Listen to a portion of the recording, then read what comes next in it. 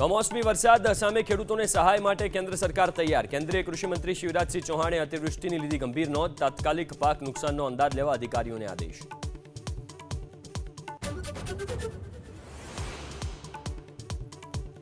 Western ડિસ્ટર્બન્સની અસરના પગલે રાજ્યમાં 7મી એપ્રિલે ફરી માવઠાની હવામાન વિભાગે કરી આગાહી। 8 એપ્રિલથી વધશે ગરમી। આવતીકાલથી વધશે પવનનું જોર। 6 અને 7 એપ્રિલે દરિયો ન ખેડવા સૂચના।